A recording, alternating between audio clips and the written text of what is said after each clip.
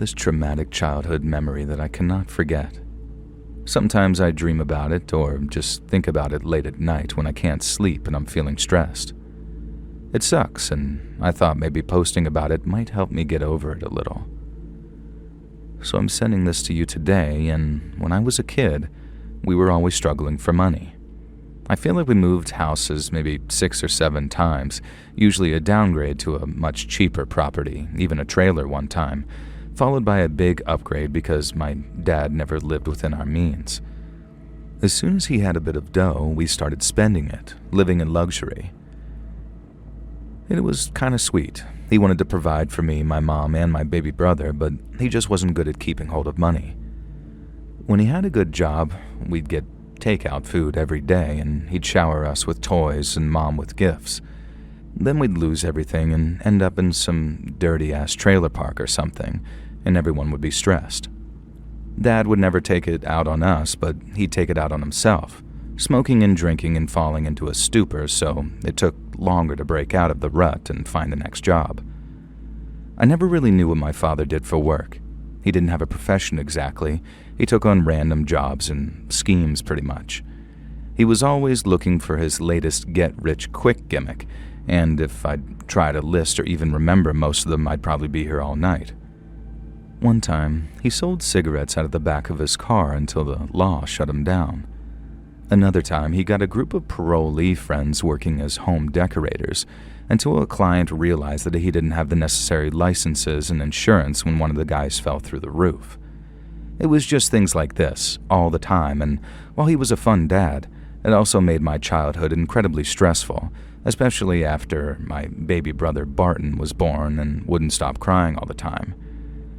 The specific memory that sticks in my mind happened when we were renting a fairly nice house in the suburbs. I guess Dad's latest scheme had been paying off because things had been going well for a while, and I was beginning to let myself relax. I remember the sun was setting, so that it must have been mid-evening when the knock on the door came. I knew my mom and dad were downstairs with Barton, so I was surprised when the knock sounded again and nobody answered. I looked out the window of my bedroom at the front of the house. A guy was standing at the door. He looked up at me, and something about him terrified me. I know it's silly, but in my head I kind of equate him to that Rocksteady character from the Ninja Turtles. You know that big rhinoceros with a tank top, khaki pants, and big boots? This guy reminded me of him, only, human. He had this mullet that looked ex-army and an earring that kind of glinted in one ear and tattoos all up his thick, muscled arms. He must have caught sight of me looking at him because he looked up and kind of scowled at me from under a very thick, ugly unibrow. I know I'm probably imagining him as more troll-like and terrifying in my mind than he actually was, but I guess that's how childhood traumas kind of get at you, I guess. And now I'm going to call him Rocksteady, but he began hammering on the front door with a very meaty fist. He shouted that he knew we were home. He'd seen someone in the upstairs window. An instant terror and guilt flooded through me. Immediately, I heard footsteps downstairs, Dad going to the front door and Mom coming upstairs. My bedroom door opened just as I heard the front door unlatch. Mom was holding Barton, reassuring me that everything was okay and to come back into the room and play. I ignored her and ran to the window. Dad had stepped outside into the front yard with Rocksteady, and Rocksteady was sizing up Dad, looming over him very menacingly. And my dad wasn't a fighter. He wasn't a buff guy who worked out. He was fairly short, and in my mind, he was fragile. He was always smiling and joking and being silly, and the idea of someone like Rocksteady hurting him seemed like a genuine possibility. Even more so as I watched this guy grab Dad by his shirt and drag him into the street. I started to cry and bang on the window, but Mom came and pulled me away and made me play with Barton for a bit, even though inside I was absolutely breaking. After 5 minutes or so, Mom had to use the bathroom, so I darted to the window again. Dad and Rocksteady were in the street. Dad was pacing back and forth, gesturing and talking animatedly in his way, and Rockstar seemed calmer and was leaning up against a muscle car. I watched as Dad and Rockstar shook hands, and then Dad came back into the house. He was all smiles and cheery after that, Nothing to worry about, he said. Just a simple misunderstanding. Rocksteady was a guy he worked with and his paycheck hadn't gone through, but it was all sorted out now and everything had been squared away. I told my dad that that man reminded me of the Rhino from Ninja Turtles, and he seemed to find that hilarious. I thought Mom was calm and fine too, but in retrospect, she clearly wasn't. I went to bed more relaxed that night. It was around 1 a.m. when I heard the crash. It was coming from downstairs, the sound of wood splintering and the front door being kicked in.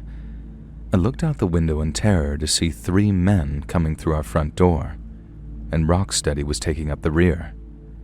There was commotion from elsewhere upstairs, Mom and Dad reacting to the break-in, I now know, and then smashing and breaking glass from downstairs, and next, screaming and yelling. I could now hear 4 male voices, including my father's, and then my mom screaming. Finally, Barton started crying, adding to the cacophony, and Mom's footsteps came thundering upstairs. I had already locked my door, and she rattled on it. I asked who it was, and she said it was Mom. She said it was good that I'd locked my door and to keep it locked and stay there, and she was going to take Barton into their room.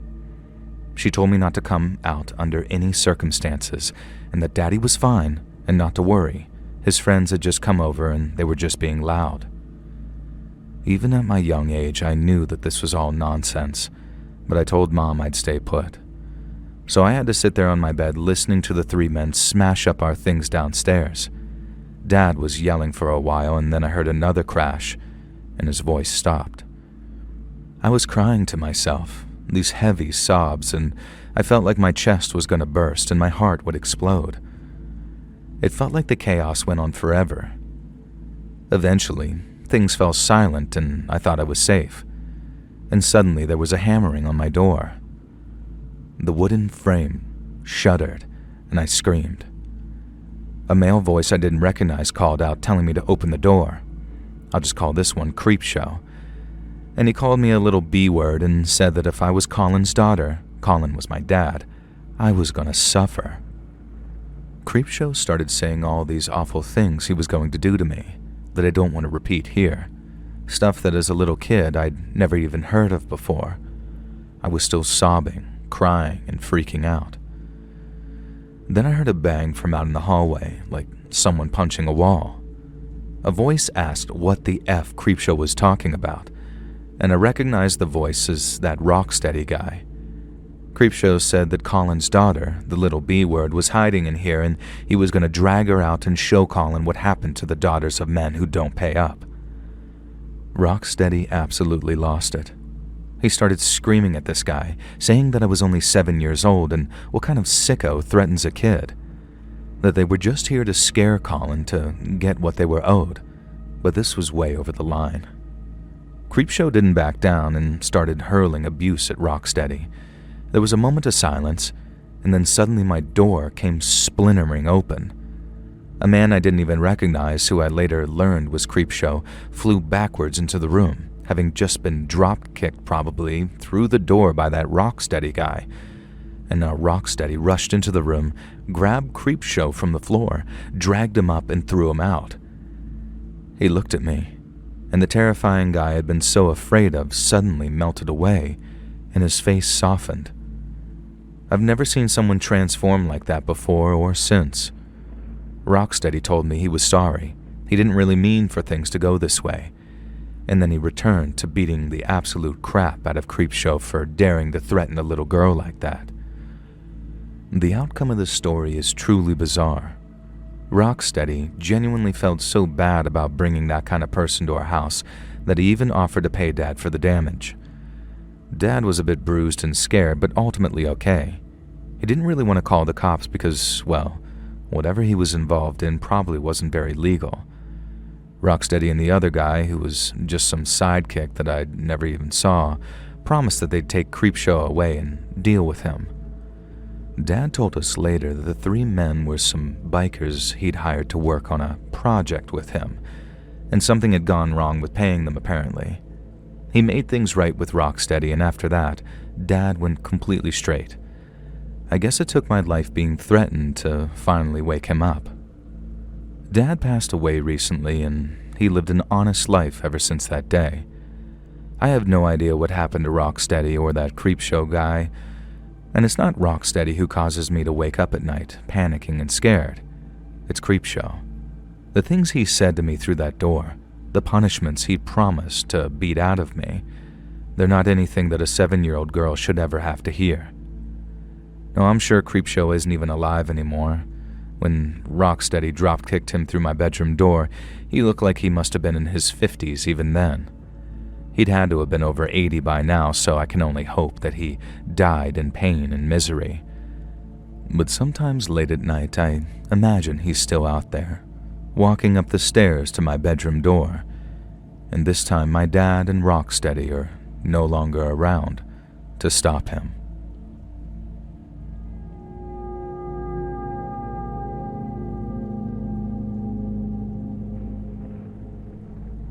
When I was a teenager, I used to share this as a ghost story, but then something happened in my adult years that made it very real and somehow a lot scarier than when I thought I'd encountered a spirit. So bear with me. To my child mind, this was a paranormal encounter, but it's not, and you'll find out why in the second half. I know you don't often run supernatural stories lately on the channel, so I wanted to assure you up front that this isn't that, even if it seems so at first. When I was a kid, my family lost our house and we had to downgrade. That's what I was told anyway, but honestly, I loved the new house. It was older than our previous zero-lot line house, a row house with 3 floors, a tiny backyard, and an alleyway that ran in between the middle of the houses and then along the back of the properties. To this day, I insist that this new house was better than our much more valuable house from before. The garden was overgrown, filled with mystery and wonder for a kid like me. There was a broken-down greenhouse that contained all sorts of treasures, and the people next door owned a tortoise that would sometimes break into our yard. There was a crumbling shed filled with the remnants of the last owners, and next to that, adjacent to the back alley, was a big pile of trash made up of things from our move, like mattresses and boxes, but also discarded garden equipment, sort of a bunch of statues and ornaments, all sorts of crazy fun things for an 8-year-old boy like me to mess with. The trash pile in the garden was fenced off from within the garden, and the gate had rusted shut. I could climb over it, but I'd been banned from doing so by my mom and was worried about me falling over the fence and impaling myself on a rake or a garden gnome or something. If I wanted to explore the trash paradise, I had to exit through the front door, walk a few houses down, and then head down the alleyway and around the back of the houses where the trash pile had a much more accessible gate. And this is what I was doing on the day this happened. I walked down the long, dark, and honestly a bit scary arched tunnel leading to the open-air back alley. There was all sorts of old graffiti on the bricks, and not spray paint or tags, but scratches using stones from the ground. The neighborhood's past kids had left their mark, and I've always paused to read some of it before continuing on. Janice plus John forever. Betsy and Evelyn lived here 1963. Things like that. I still live in my childhood home to this day, so I see these scribblings regularly. I've added a few of my own over the years with some friends. I just read a new one that said something like, Arthur ate his kids, and it put the spooks in me, understandably. So I guess I was a little jumpy when I emerged from the darkness and into the alley. I looked up and down just to see if any of the neighborhood kids were back here, and the alley was completely unoccupied from both ends. I walked past the 3 back gardens that led to my own. When I reached mine, I tried to unlatch the gate, but the metal hook had gotten rusted or stuck somehow since the last time I used it.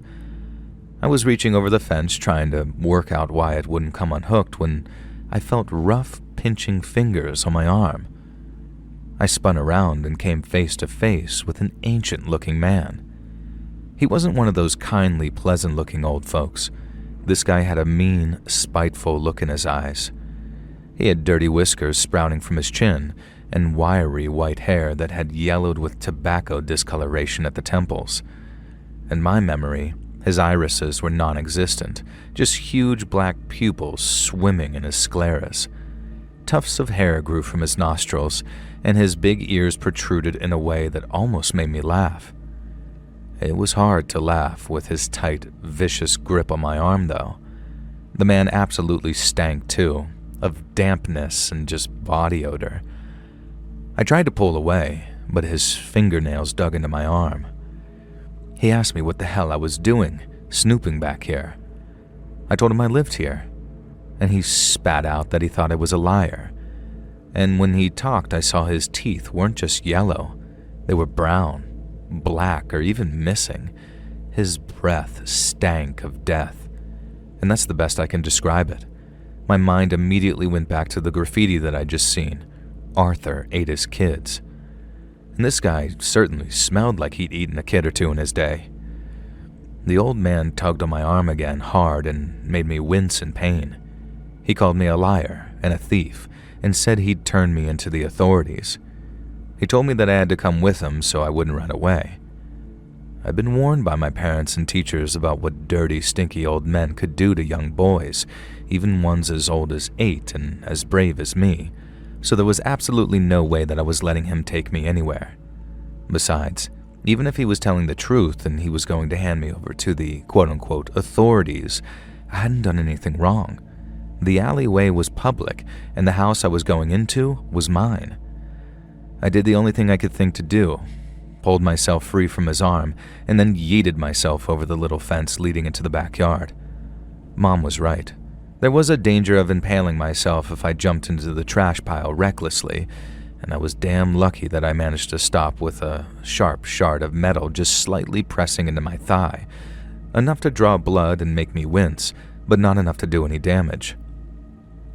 Quickly avoiding further damage from the spike, I turned around to tell the old man triumphantly that I was in my house now, and I lived here, and if he liked he could knock on the front door and ask my parents, and they could confirm that I was very much allowed to be here. The leaping to turning process must have taken all of 3 seconds, but when I turned about to face this old man, he was now gone. I was almost disappointed. I was robbed of my righteous indignation and the chance to show an adult that I was right and he was wrong. So I peered over the fence to see where he'd gone. The alleyway was empty. I looked left and right, no sign of the guy. I hadn't heard any of the other back gates open. All the other houses had high fences leading to the alley. It was only my house that had a small temporary fence because they'd taken the main fence down to help us move in, and we hadn't replaced it yet until this trash paradise had been removed. I unlatched the gate, noticing that a stick had been caught in the loop preventing me from unhooking it. Then I ran to the head of the alley and looked down the tunnel. There was no way that the old man could have simply reached the street already, and yet sure enough, he was gone. I went back into my back garden, thoroughly done with playing outside, and from then on, I had a ghost story to tell. For years I recounted the story of how a ghostly old man had appeared from nowhere, grabbed me, threatened me, and then disappeared into the ether. Of course, most people didn't believe it. They assumed I'd either imagined him and he'd never actually grabbed me, or he had grabbed me and he must have been one of my neighbors. He wasn't one of my neighbors, though. Like I said, I still live in that house now, and I met every neighbor from back then. Nobody remotely matched his description, and I never saw him again, and I know that he didn't disappear into one of the back gardens. I never really considered one of the 2 options that must have happened, though. Either the man snuck through the fence leading to the other side of the alley, which led to a retirement home, or he sprinted away when I broke free of his grasp, fast enough to have disappeared when I went looking. I'm going to guess it was the former, though, because many years later, I found out that the old man had come from the retirement home. It's more believable that he snuck through some type of unseen hole in the fence than this old-ass man sprinted away faster than a college athlete. So why was this dirty old man lurking in the alleyway behind my house, grabbing an unsuspecting kid? I met up with a friend a couple of years ago who works in law enforcement. He asked me if I was still living at my address, and I said yeah. He'd said he'd thought about me recently because a case he was working on had involved someone who lived at the retirement home in the 90s. Apparently the guy had been a violent offender in his heyday and had spent quite a bit of time in prison. Then eventually he'd been released and ended up at that very retirement home. My buddy wouldn't tell me exactly what this guy had done, but he was horrified and almost actively angry at the fact that I'd never been informed that such a violent offender lived behind my property. After I met with my buddy, I asked my parents if they'd ever known about it, and they hadn't, so I guess we just didn't have to be informed back then. Now back to the present with my buddy though, he told me that the guy was long dead now and that he'd cropped up as a potential accomplice of a current suspect they had who was part of a ring. So my buddy was curious if I'd ever seen anyone being weird with kids around my area. He described the man, and while I can't be sure because ultimately he was generic, skeevy old white dude, it very much sounded like the ghost who grabbed me in the alley. And I reminded my friend about my true ghost story from my childhood, which I told him and others a bunch of times, and we both went a bit pale and quiet. Honestly, I think I preferred it when I thought the old fogey was just some ghost. I can look back on a ghostly encounter with wonder and excitement. But a near miss with an old pederast, though, well, that's a lot more traumatic.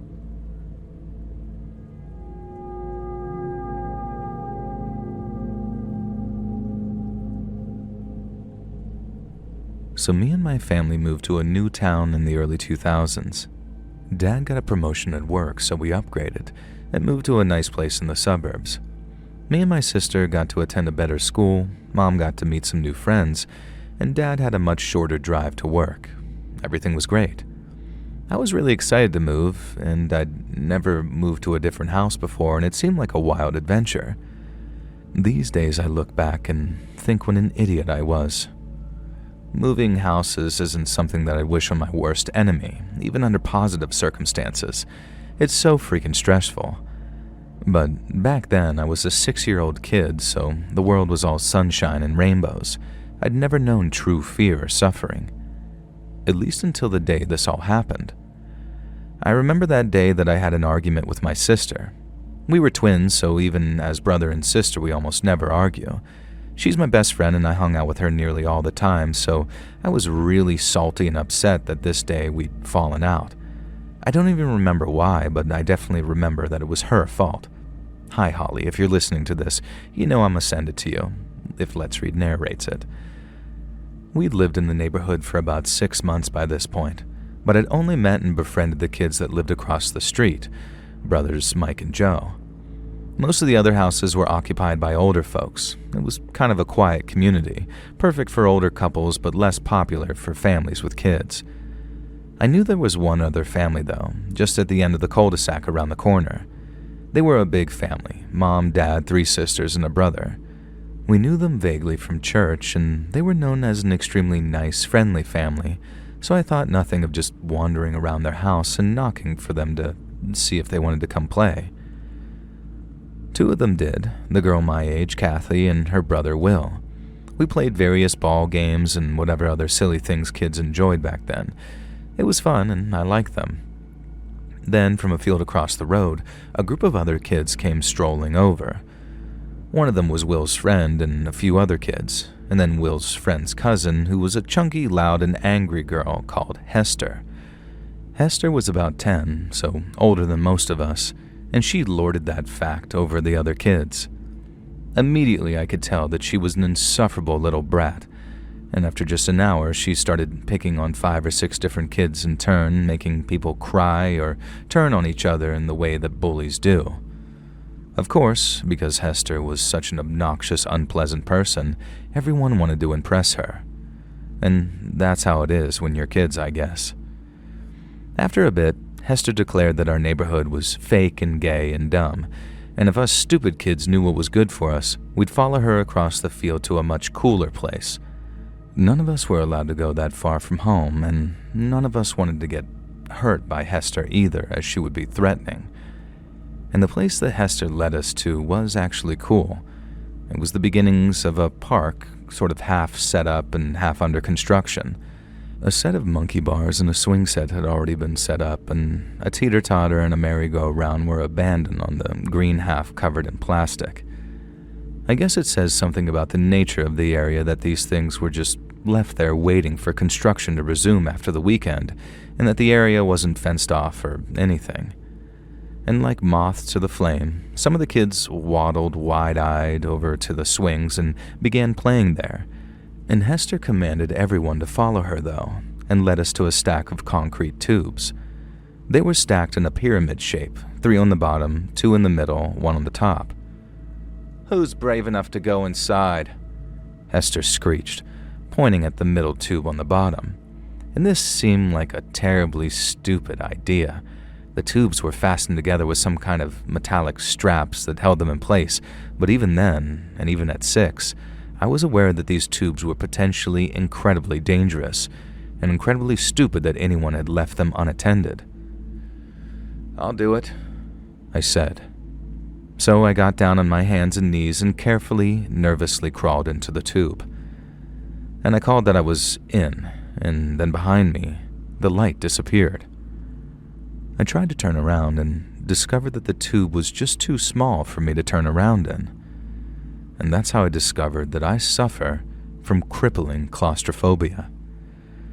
I began to panic almost immediately, backing down the tube. My foot pressed against something. Hester and the other kids had put some kind of board or block over the exit. I tried to force against it, but the concrete scraped my bare knees and I couldn't get any trajectory to kick back against whatever they were holding there. And frantically, I already started to cry. I began to sort of crawl down the pipe towards the other end. It was very slow going. The pipe was about 20 feet long, made of rough, spiky concrete and little stones that dug painfully into my knees. I was about halfway to the end when Hester's face appeared in front of me at the end of the tube. She yelled at me that I was stuck in there and called me a little crybaby. This, of course, made me cry, which made the other kids start laughing at me, taunting me to impress Hester. Her ugly face looked in again, and then everything went dark as they covered that end of the tube with a board, too. I began to absolutely freak out, screaming and crying. I looked over my shoulder and saw from behind me. I realized they only had 1 board to cover the exit and were running back and forth outside. I began moving backwards, pleading with them to let me out. I heard Hester yell, and just as I'd neared the other end, light poured in far ahead of me and they covered the exit in freedom yet again. Like I said, I'd never experienced my true fear or suffering until that point, but suddenly it was like a little imp was sitting on my shoulders, punching me rapidly and repeatedly in the temples. I began absolutely hollering, crying, screaming, and begging them to let me out. Hester laughed and yelled at me to go to the other end, that the board was stuck, but I could get out if I crawled. So I crawled, blinking towards the light through my tears, and sure enough, when I was near the end, the kids jeered and howled at me, and then covered the end instead. And this process went on a couple of more times, each time with Hester promising me that they'd let me out this time, and each time they'd cover the exit. And by now I was cut up and bloody and screaming and obviously crying, and to this day I don't know what kind of psychopathic little brat Hester must have been to keep this up. In defense of the other kids, by now a few of them were arguing with her, shouting at her even, and I didn't know it, but Kathy and Will had already left to go get an adult at this point. As far as I knew from within my concrete tomb, though, all of those kids were out there enjoying it, and they wanted me dead. I don't know if I had some kind of actual seizure or if it was just a panic attack, but I began flailing and kicking. My skin burned with agony as I punched and kicked the concrete interior of the tube. I don't know what I was trying to do, if I thought that I could break my way out or something, but regardless, something did break. I heard a cracking, a crumbling noise, heard a metallic snap, and then felt a seismic shifting as the tubes on top of me began to roll. All hell broke loose. Hester and the other kids began screaming in fear. I started to roll, dust from the concrete tube stinging my eyes and making it almost impossible to see. I was pretty much in the middle of the damn tube. Blissful, blessed light flooded in from ahead of me, and I began to scramble as quick as I could towards freedom. I knew that I was in genuine, serious danger of actually dying if I didn't. As I reached the end, I felt hands on me dragging me roughly out of the tube, and I was pulled out onto the grass. Then I heard this rumble and a crunch, and heard the most haunting, ear-splitting scream, the worst sound I'd ever heard in my life. Kathy and Will's dad, Jack, was the one who pulled me to safety. They'd gone and told him what Hester was doing, and he'd come out to check and then rushed over in horror when he saw what the kids were doing to me. Meanwhile, Holly had come to apologize and witnessed me being pulled from the concrete tube seconds before it cracked and caved in on itself.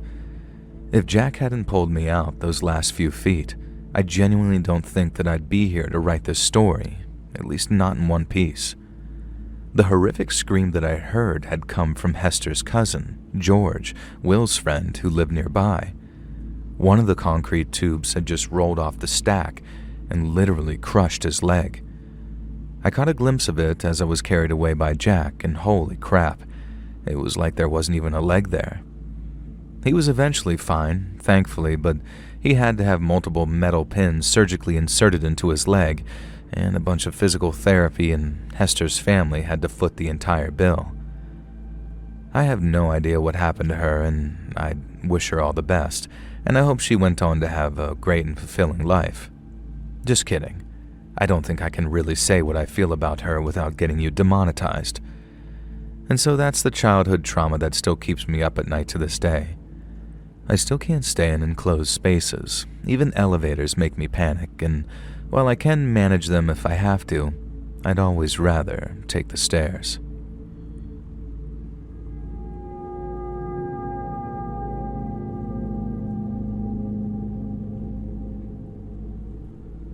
I have an absolutely weird story for you, and it drives me nuts that I've never been able to work out the exact truth behind it, so maybe you and your listeners can give me some theories. At the very least, maybe it'll help me stop having nightmares about it if I finally talk about it to strangers on the internet. It was a pretty bad week to start with. Mom had asked her friend if I could stay with them in the weekdays before she had to do a work thing. Mom's friend had 2 kids, Benny and Daniel.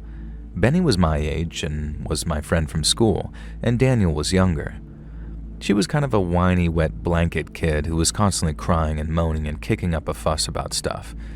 And that's why Benny and I didn't really take it seriously that day when Daniel fell and wouldn't get up.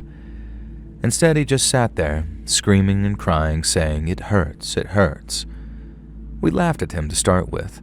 It had only been a little fall, tripping backwards onto his butt. But when he carried on crying, we realized that maybe he was serious this time. Long story short, he had fallen backwards against the furnace of this fireplace thing and cracked his tailbone.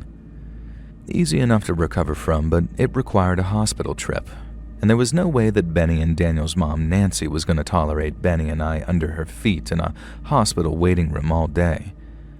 So Nancy called her friend, Kate, and asked if she could look after Benny and his friend they were babysitting, aka me. Kate was the mother of Elena and Carl. Elena was our friend from school, so we knew her. And sorry if this is some tangle web of confusion, but this is important. Me, Benny, and Elena were 7. Carl was 5, and Kate was their mom who was looking after us for the day while Benny, who was 4, was getting checked out in the hospital. Another important part, Kate and her husband Arnold were absolutely rich. They lived in a house that, to me as a kid, was completely huge and daunting. It was built in the 19th century, if not before, and in my memory it was like 8 stories. I'm sure it can't have been that big in retrospect, but it was this very old country house that had been in their family for probably generations at this point. Creepy portraits of various old members of their family hung on the oak-paneled walls. They had a housekeeper, a gardener, and a maid, and there were at least 2 grandfather clocks in the house, and I swear to God there was a genuine suit of armor in one of the corridors. The whole house was absolutely mysterious and wonderful and fascinating, and it smelled of old things. There were numerous cabinets and cupboards to explore, and various closed doors that were tantalizing and appealing, and there was even a music room filled with instruments, including a piano that I was absolutely ready to try out, as I was this up-and-coming pianist who'd passed 3 grades already. Naturally, because it was such a cool house with so much promise and excitement, we were allowed to stay in the freaking hallway, where we were given a box of toys and told to sit on the floor and play all morning. Elena and Carl were both really pale and quiet and pretty weird, and they seemed a little scared of their mom. Hell, me and Benny were scared of their mom. She was strict in a I want to seem cool and hip, but I also hate kids way, and clearly resented having to raise her own children, let alone look after Benny and I for the day. And I am pretty sure that she wasn't actually Elena's biological mom, but I never had any contact with the family after this one day. Things just didn't fully add up in my young boy mind, and all this just contributes to the mystery in my head. Elena called her Kate and Carl called her Mom, and at the time, I could not for the life of me work out how or why this was possible. I guess I didn't grasp the idea of a stepmom not being called Mom back when I was 7. After a few hours of mind-numbing boredom in which we were forced to play with toys that were for babies, we had lunch.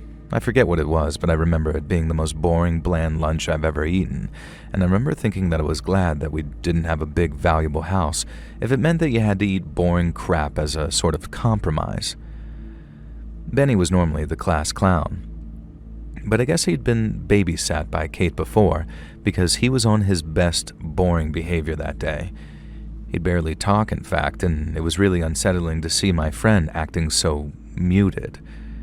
He was normally the leader, and he would get us into all sorts of trouble.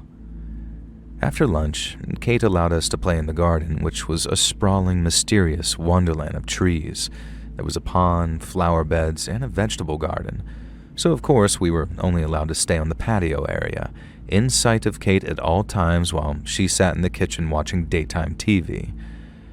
After half an hour, it began to rain, and Elena and Carl would apparently catch pneumonia if they stayed in the rain, so off we all went back to the cold tiled hallway where we had to play with baby toys again. After a while, Kate announced that she was going to take a nap, and I watched her disappear up 2 flights of stairs. Not that she'd been watching us before, she'd been in the other room with the door half open, but now that Kate had fully left, I was hoping it meant that we could actually do something a bit more exciting. I suggested this to the others, but Elena seemed horrified and said that we had to do what Kate said and we'd better stay in the hallway playing with Carl's jigsaw puzzles because it wouldn't be good to get into trouble. Benny had gone to the bathroom and hadn't come back for 10 minutes. I looked around at the home with this very sad longing. Surely there had to be something cool we could do.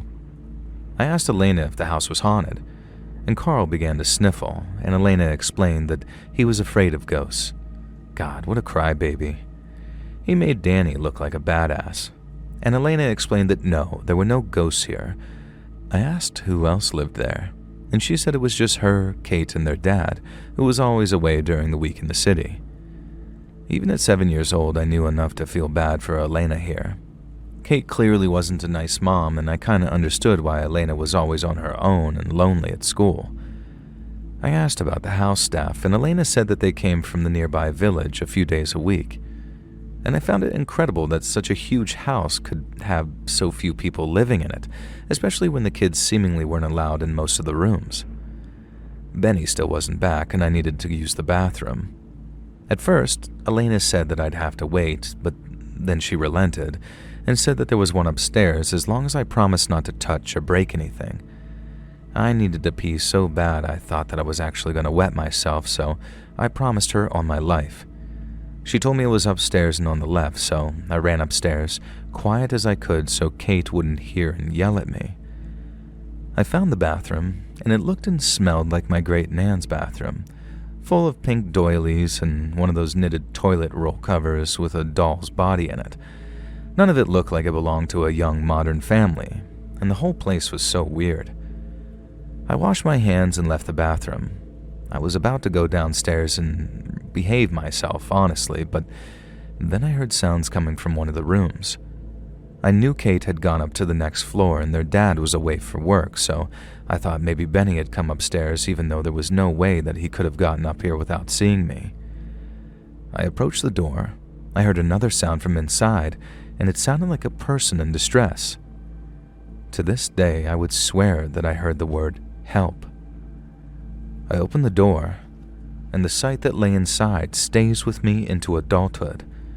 It was my first real experience of seeing a genuinely sick person. A 4-poster bed sat in the middle of the room, surrounded by translucent medical-style curtains. Monitors and machines beep from beside the bed.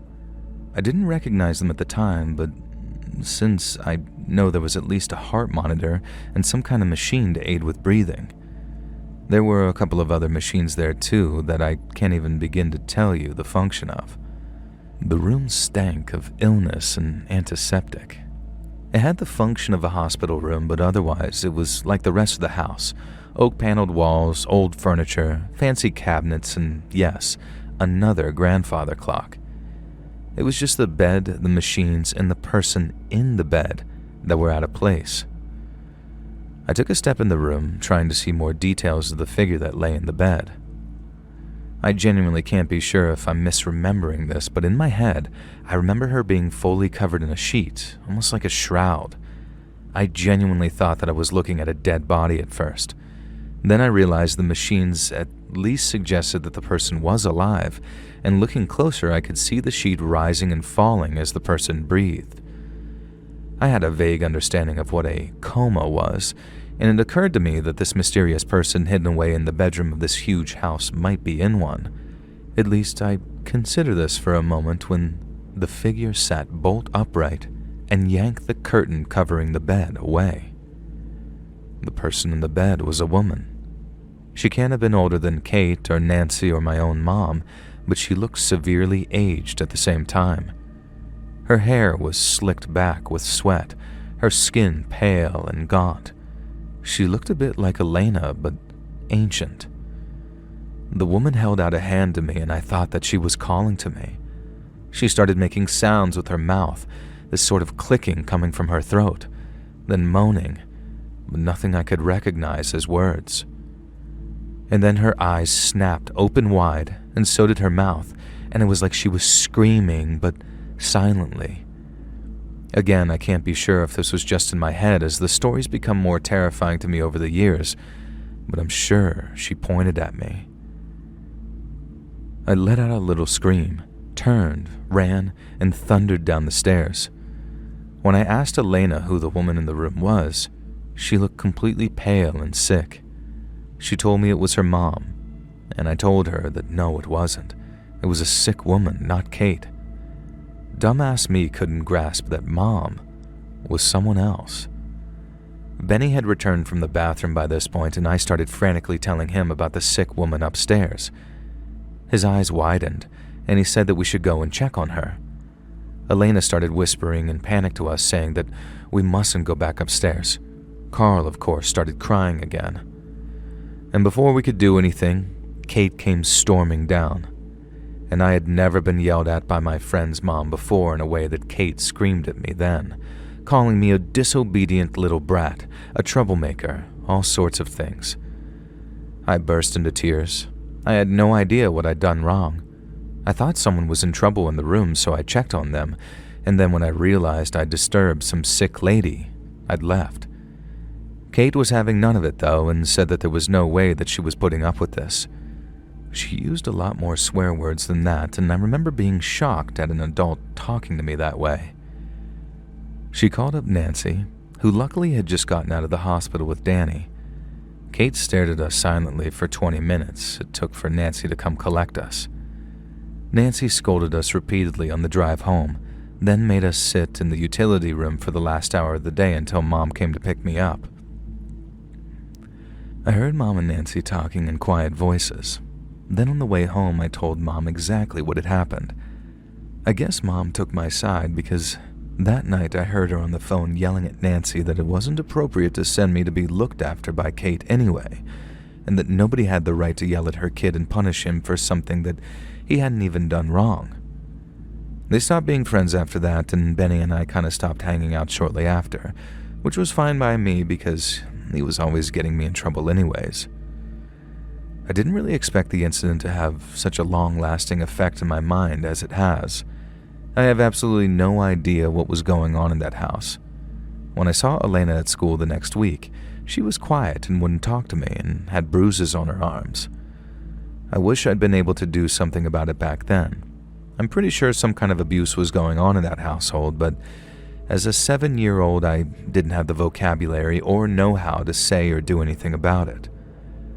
I never did find out who that woman was, although I can hazard an educated guess that it was Elena's mom. My own mom has always been under the impression that Elena's mom was dead, so I have no idea why she was sealed away in a room in that house, hooked up to machines. I wish I could solve this mystery.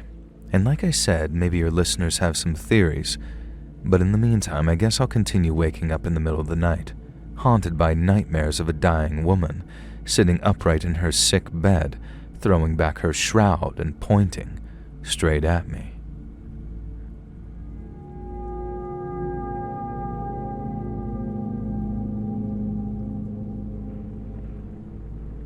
This is a story that happened to me in the UK when I was a kid. Me and my buddy Jim used to hang out at this local park near his house quite a lot, where we'd chill on the swings, smoke on the bench, play a bit of football, you know, the kind of crap teenagers get up to at the park.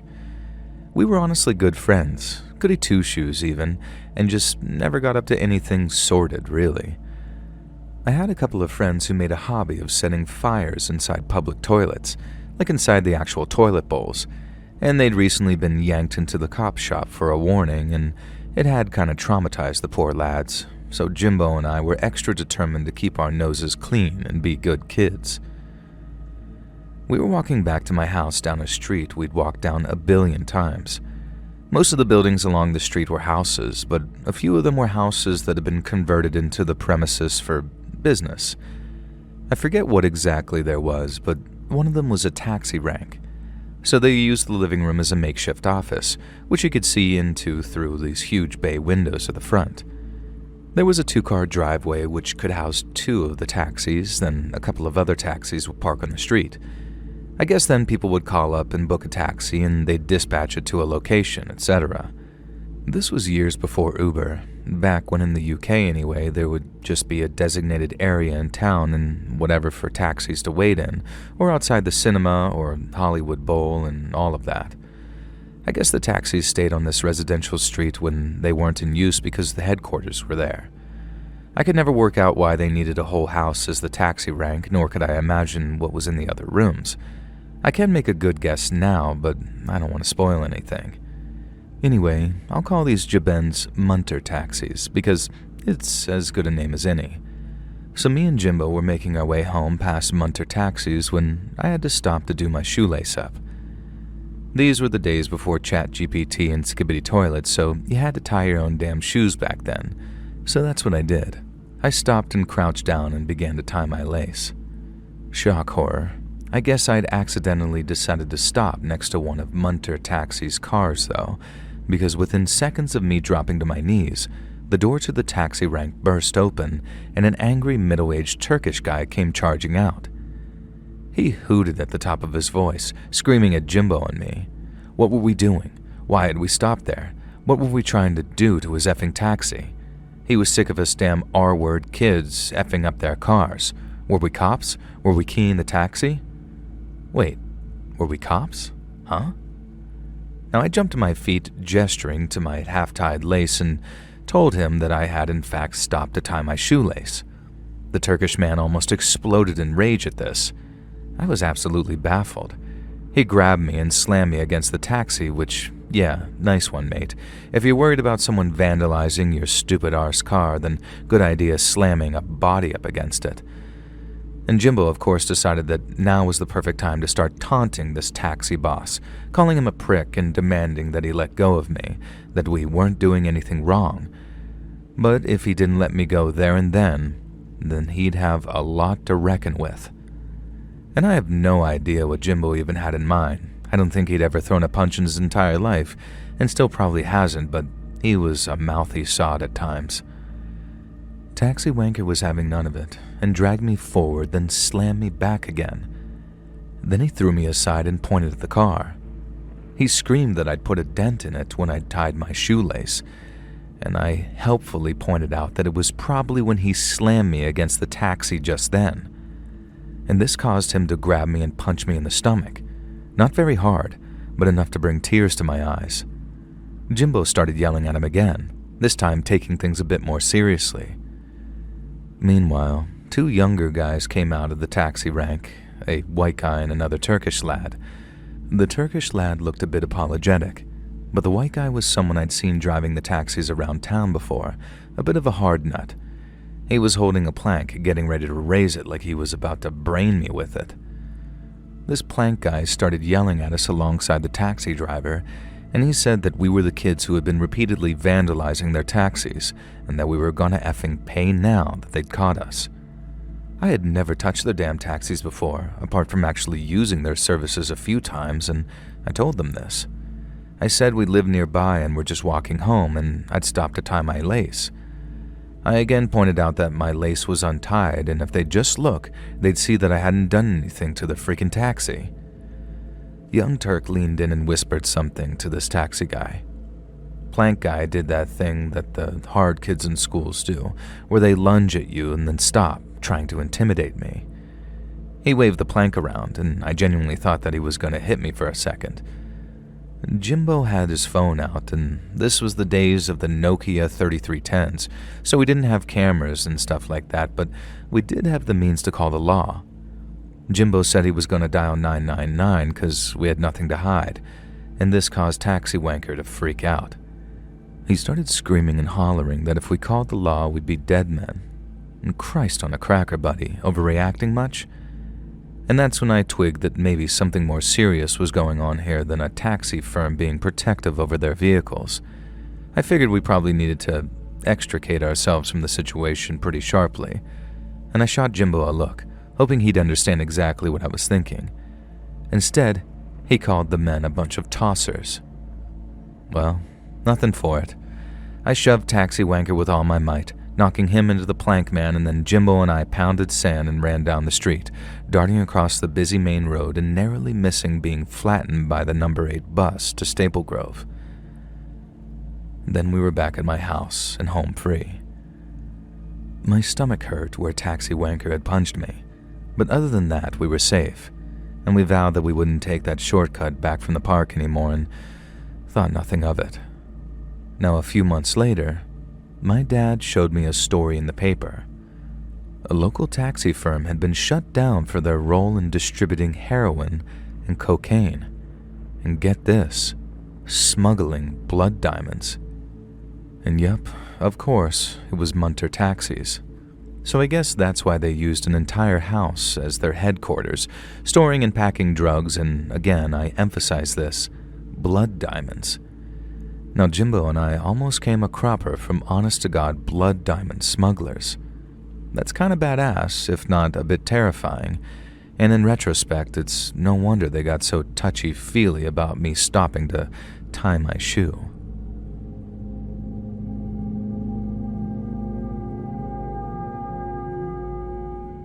This story happened to my mom in the 60s, but she's given me permission to share it with you today.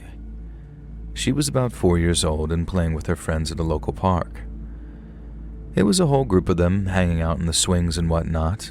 Back then, kids just played without supervision, and we see that as the good old days, but sometimes it's understandable why modern parents are a bit stricter on where their kids can go.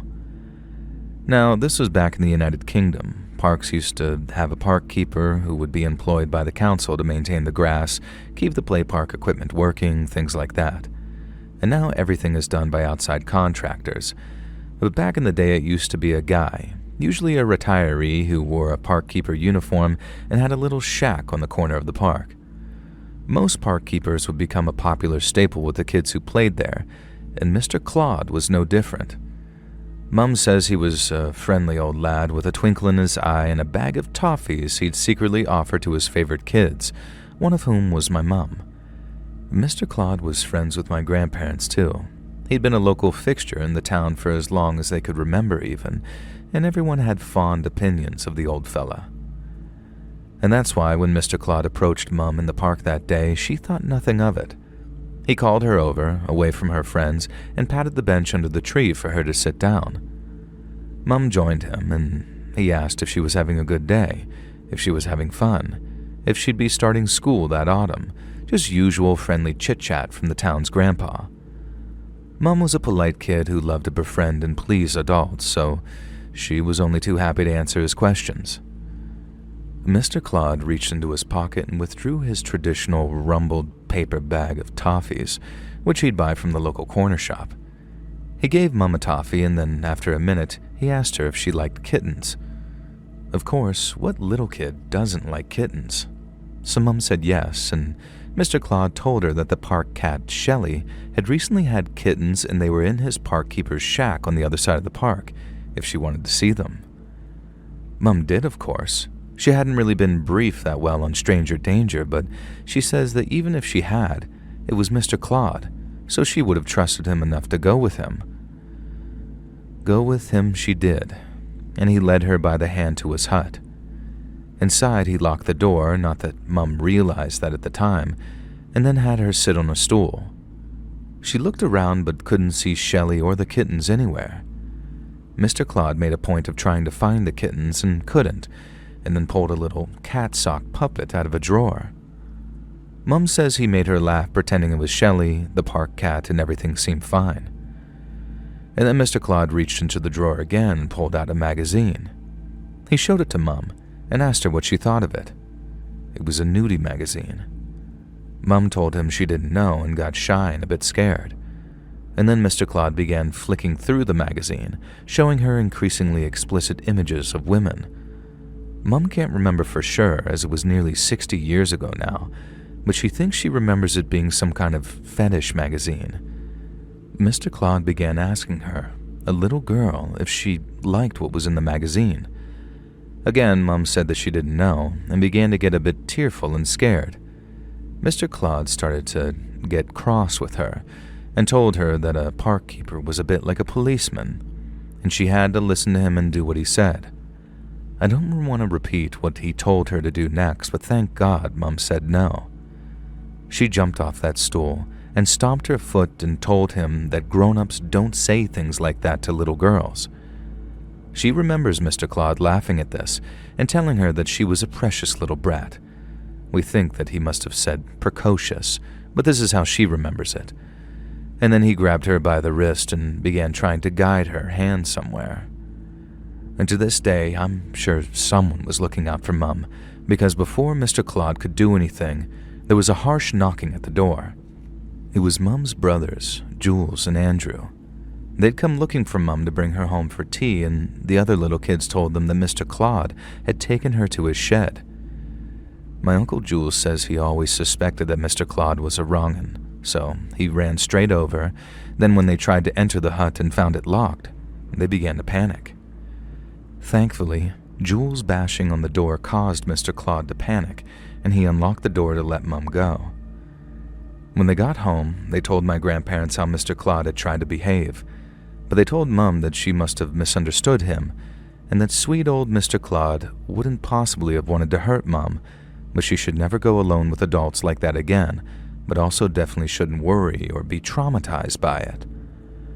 I would be so mad at my grandparents for this, except Uncle Jules concluded the story for us. When the rest of the kids had gone to bed, he stayed up and eavesdropped on Granddad talking to a couple of his work buddies about Mr. Claude. They said it was high time that something was done about that dirty old man.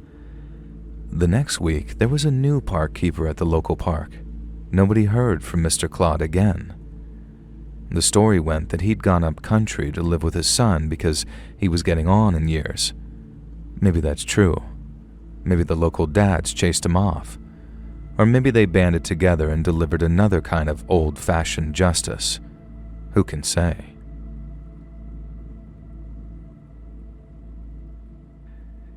Hey friends, thanks for listening.